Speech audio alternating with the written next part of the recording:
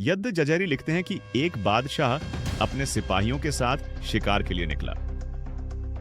दोपहर के समय वह पहाड़ की तलहटी में खाना खाने बैठा ही था कि अचानक एक शाहीन झपट्टा और बादशाह के सामने रखा हुआ भुना मुर्गा उठाकर उड़ गया। बादशाह हैरान रह गया और तुरंत सिपाहियों को आदेश दिया कि शाहीन का पीछा करो और मुर्गा वापस लाओ। सिपाही तुरंत शाहीन का पीछा करने लगे। शाहीन के पीछा करने में पहाड़ की ऊंचाई तक पहुंच गए। वहां उन्होंने एक अजीब दृश्य देखा। एक व्यक्ति पेड़ के साथ मजबूती से बंधा हुआ था। हाथ पैर मजबूत तरीके से बंधे हुए थे और शाहीन उसके सामने बैठा हुआ था। भुने मुर्गे का मांस नोच कर उसके मुंह में डाल रहा था। फिर वह उड़ गया और अपनी चोंच में पानी भरकर लाया और उसे भी पिला दिया। सिपाही उसके पास पहुंचे, उसे खोलकर पूछा कि तुम यहां कैसे आए?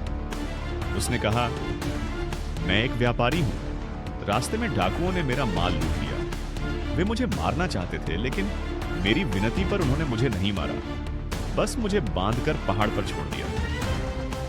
पहले दिन यह शाहीन मेरे लिए रोटी लाया, आज भुना मुर्गा ले आया। यह पक्षी रोज 2 बार मुझे खाना खिलाता है। सिपाहियों ने यह वाक्य बादशाह को सुनाया तो वह कांप उठा और बोला, हम कैसे गफलत में रहे उस खुदा से जो अकेले पहाड़ पर भी अपने बंदे को रज्जक पहुंचा देता है। उसी दिन बादशाह ने शासन छोड़ दिया और बाकी जीवन इबादत में बिताया।